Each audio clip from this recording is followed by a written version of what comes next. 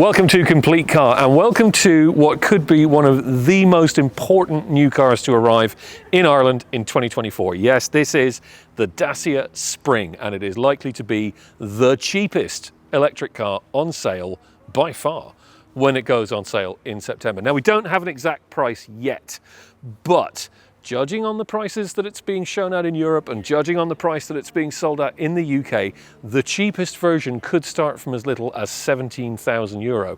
And this is the extreme model. This is the one with the most powerful electric motor, all 65 horsepower of it.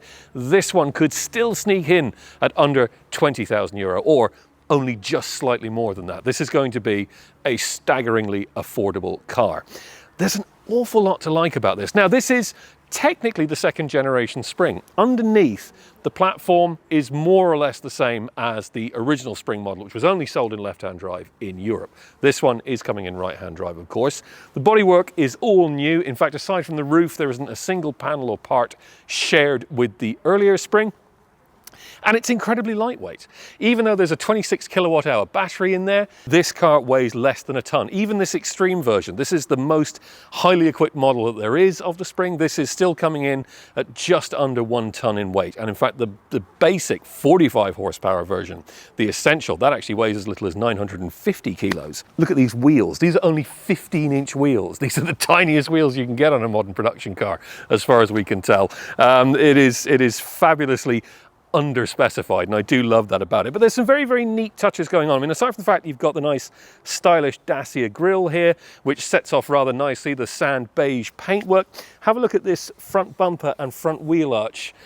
These are made with plastic where the dye is in the mold. It's not painted, so it won't show scratches as easily.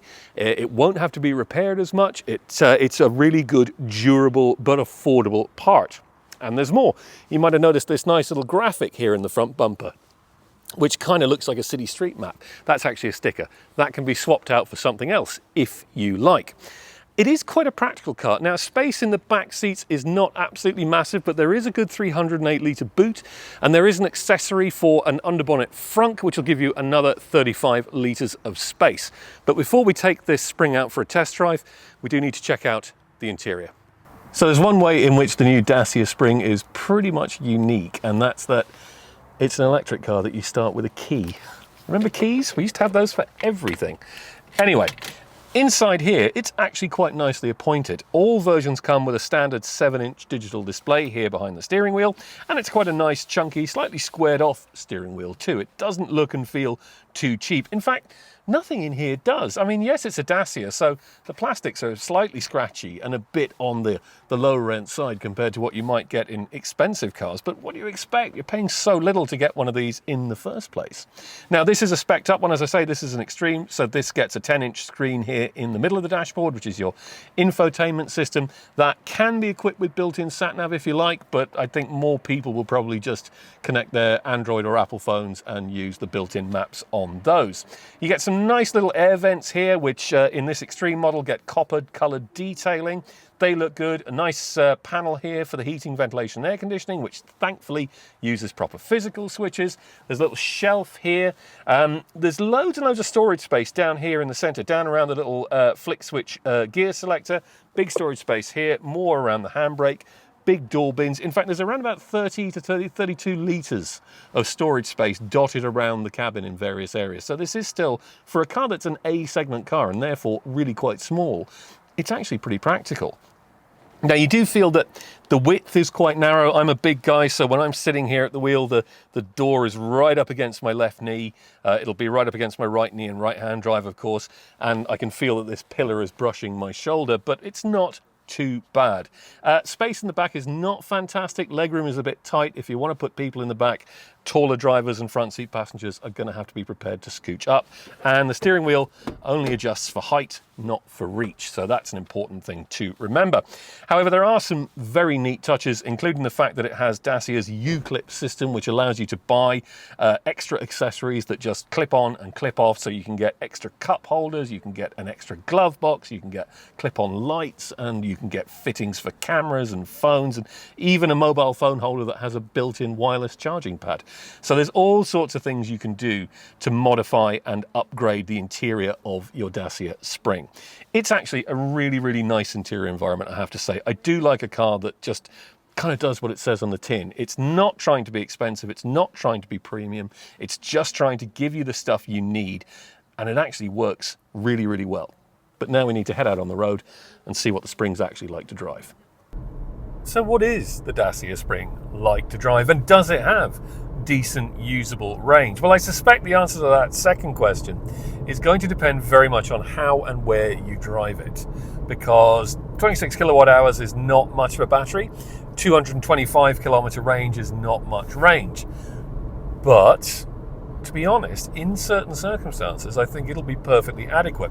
Now, Dacia's claim is that its existing Spring owners, and don't forget the Spring has been on sale in Europe for quite some time as a left-hand drive only model, is that they drive 37 kilometers a day, broken into about 4 different journeys. So that's, they're doing the school run, they're going to the shops, they're running little errands around their local area, and they are charging up at home almost all the time. So that 225 kilometer range, on that basis, that's enough to get from Monday to Friday without really needing to recharge the car at all.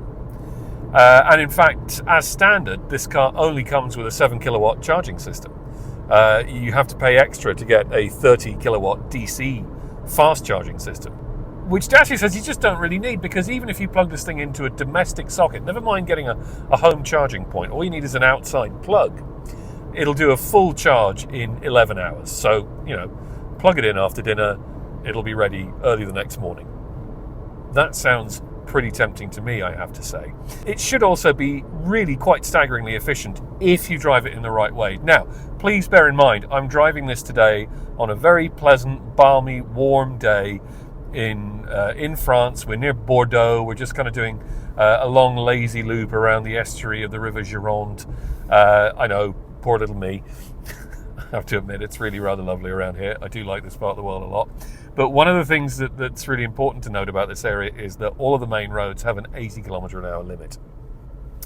So we are driving quite slowly. And we're also driving through very pretty little villages like this one that I'm in now. So that is helping to keep our energy consumption really under control. For instance, again, with that 225 kilometer range, when I got into this car, it was showing it had a 210 kilometer range on a full charge. I've been driving along with the air conditioning going for about half an hour now, and I've still got 188 kilometers left on the range to empty. So that's actually pretty good. In fact, I am currently beating Dacia's energy consumption claim for this car. The claim is 13.5 kilowatt hours per 100 kilometers. I'm currently getting 12.2. Now, that's in Irish conditions, you're probably not going to do that, because our country roads tend to be 100 kilometre an hour limit. And if you want to drive at the limit, and you probably do, because otherwise you're going to have everybody trying to climb inside your boot, you will use a bit more power, and therefore you will lose a little bit more range as you go.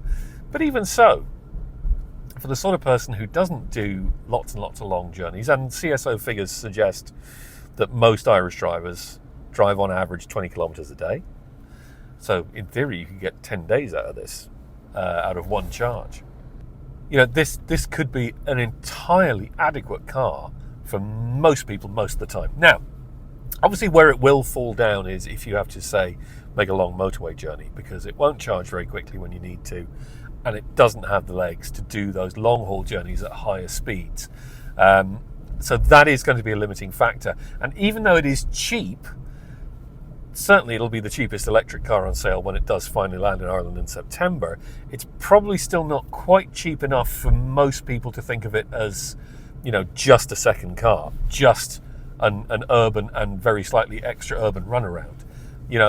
We tend, in the past, Irish buyers have tended to buy cars of this size, what we refer to as A-segment cars, as their only car. So the likes of the Volkswagen Up and the Hyundai i10 and the Kia Picanto and so on.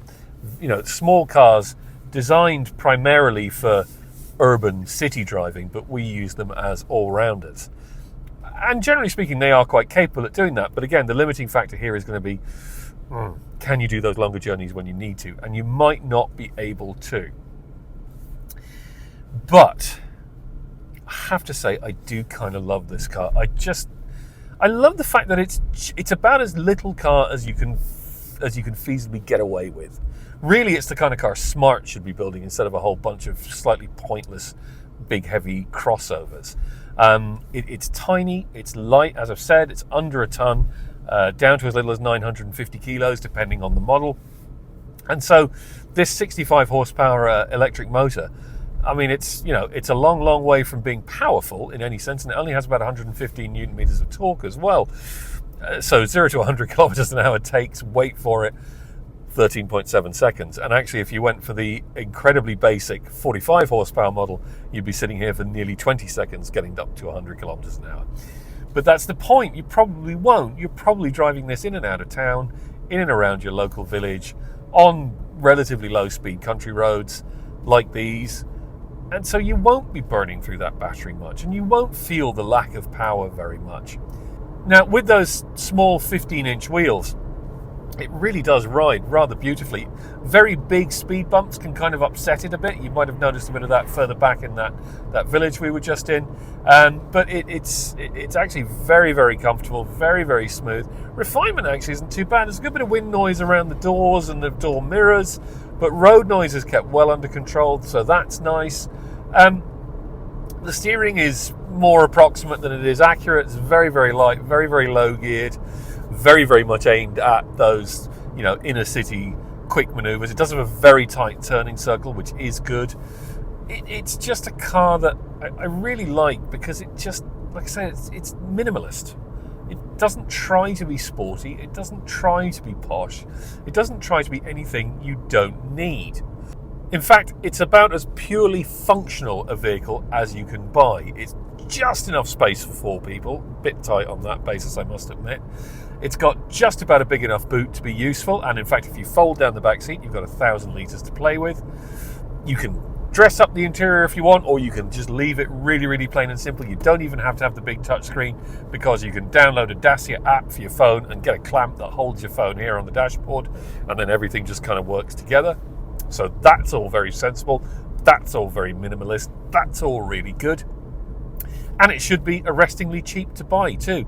It's not perfect, and I'm not trying to pretend it is. I mean, I am quite cramped here up against this door pillar, and it isn't quick, and it doesn't handle, and it's not fun to drive in the sporting sense, but it is fun to drive in the sense of you just get where you're going, and you don't really think about it, and you don't really worry about it, and you just think, I haven't spent a fortune. I haven't ripped through loads and loads of the planet's resources. I've just got enough car to do the job. And that's what's really pleasing about this car. If Dacia Ireland can get it in at the right kind of price, if they can keep it cheap enough that people really can afford it, and it is the most affordable electric car on the market, then I think they might have quite a big hit on their hands.